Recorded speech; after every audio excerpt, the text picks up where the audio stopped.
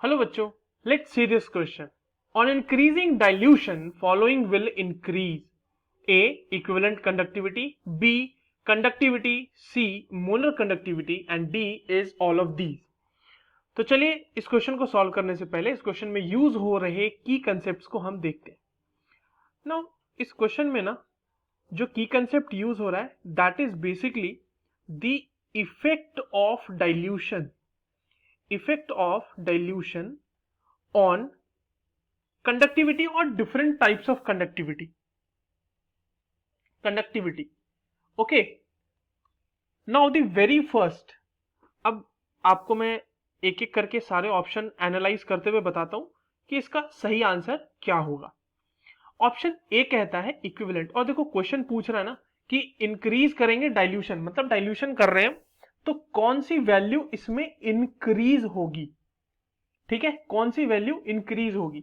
तो equivalent conductivity की अगर हम बात करें तो इक्विवेलेंट कंडक्टिविटी मैथमेटिकली तो इस तरह से रिप्रेजेंट किया जाता है, that is conductivity upon C, that is concentration. तो मैं इसको नॉर्मेलिटी में लिख देता हूं, and normality is basically number of equivalents present per volume. इसको इस तरह से भी लिखा जा सकता है, that is kappa number of equivalents per volume. ठीक है, तो डाइल्यूशन इंक्रीज करेंगे. अब आप यहां से देखो, थोड़ा सा मैथमेटिकली अगर अरेंज करोगे तो this will come like this. अब डाइल्यूशन में क्या होता है कि हम सिंपली वॉल्यूम इंक्रीज करते हैं ओवरऑल सोल्यूशन का बाय एडिंग सॉल्वेंट. तो अगर वॉल्यूम इंक्रीज करोगे तो ऑब्वियस ही बात है lambda EQ, that is equivalent conductivity, वो तो इंक्रीज करेगी ही करेगी. एंड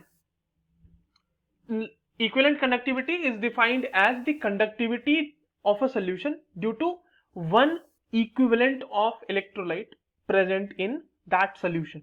तो ठीक है, mathematically we saw that equivalent conductivity तो इंक्रीज करेगी ही करेगी. Option B says conductivity. Now यहां पे कंडक्टिविटी को समझने की जरूरत है. तो कंडक्टिविटी की अगर हम बात करें तो what is conductivity, that is represented by kappa. तो conductivity of a solution is the conductance by the unit volume of the solution. Unit volume में कितने आयंस हैं उसके द्वारा जितना कंडक्टेंस होगा ना, दैट इज कंडक्टिविटी. तो अब आप ये सोचो कि आपने जब डाइल्यूशन कर रहा है तो डाइल्यूशन में आपने नंबर ऑफ सॉल्यूट तो चेंज किया ही नहीं, इलेक्ट्रोलाइट जो हमने यूज किया वो तो चेंज किया ही नहीं, उसके मोल्स चेंज किए नहीं, हमने सिर्फ वॉल्यूम इंक्रीज किया. तो नंबर ऑफ आयंस जो पर यूनिट वॉल्यूम प्रेजेंट होंगे that will decrease and conductivity directly depends upon them. So conductivity will decrease on dilution. Conductivity will decrease on dilution. तो option B तो इसका correct answer नहीं हो रहा. And अगर option B नहीं होगा तो ऑल ऑफ दीज भी नहीं होगा. सिर्फ एक ऑप्शन बच रहा है अब हमारे पास, दैट इज मोलर कंडक्टिविटी.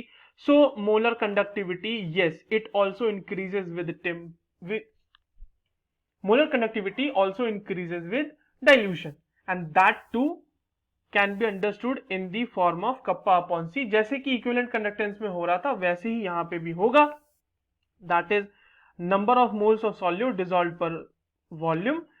और सेम मैथमेटिकल थोड़ा सा मैनिपुलेशन करो तो आपको पता चलेगा कि डाइल्यूशन से आपने वॉल्यूम इंक्रीज करा है. तो क्योंकि वॉल्यूम इंक्रीज हो रही है तो इसीलिए जो लैम्डा एम होगा वो इंक्रीज होगा. यहां पर पहले ऑप्शन में भी वही था, वॉल्यूम इंक्रीज हो रही थी इसीलिए जो लैम्डा इक्विवेलेंट था वो भी इंक्रीज हो रहा था. So the correct answer for this question is A and C. I hope you understood it well. All the best.